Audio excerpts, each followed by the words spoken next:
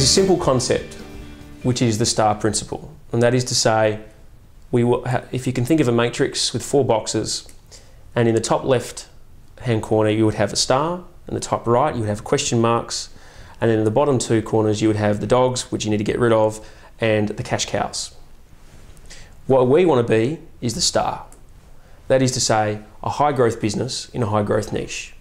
The question marks are high growth businesses, but they are not necessarily leaders. The dogs are neither, and the cash cows are the businesses that are, well, they were leaders, or they are leaders, perhaps in a low growth niche. And that is to say, they're just making lots of money. The first step in the process to defining your strategy is to do just that, to ask the question, well, what is it we're trying to do? We first must define our business as it is. We separate our business down into lines, product lines, as determined by the customer. So if you're selling blue shirts to retail and blue shirts to Asia via a manufacturing network, that would be 2 separate lines of business. It's really important to break it down this way because traditional accounting doesn't allow for it, and it makes management decisions very difficult. So the first thing you need to do is break it down by product line as seen by the customer, and this starts to get us thinking from the customer's angle throughout the whole strategy process. Measure your return on sales and then your return on capital.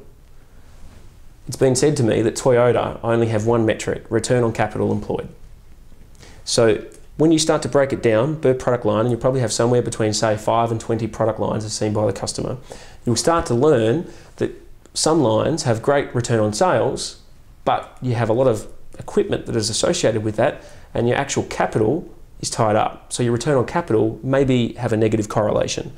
Once we start to isolate this, we can understand what the drivers are. So this is the first first phase, which is to define your business and all the moving parts. The next section, we want to move into the measure phase, where we start to measure what's actually going on and what opinions do our customers and our actual business hold. So we'll measure what I like to do, and this comes from a 6 Sigma methodology, the voice of the business. We'll measure the voice of the clients or customers. The voice of our industry, is this a good industry to be in? And the voice of our rivals, what are our competition saying? All of this focuses on, except for one, voice of the business, external information. And that's something that most businesses have much too little of.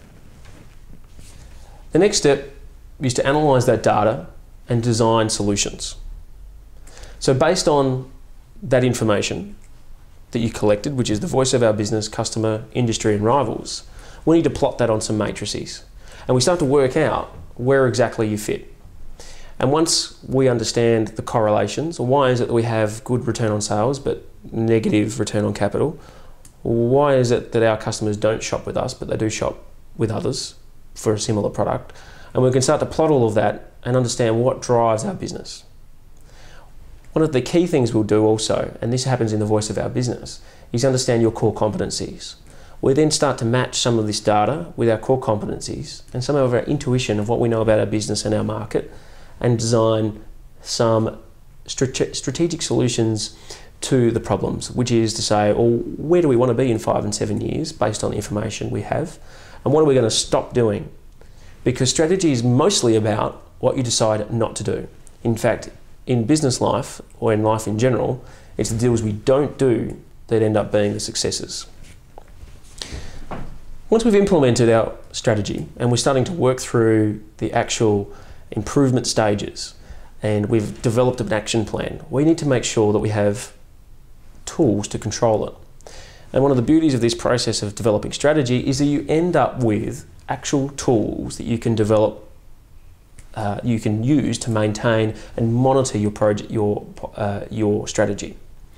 And as I said earlier, it's about the return on capital, the return on sales, and divided down by product lines. This is one of the key tools that you'll use to know whether your strategy is on track. And another key one is your market share.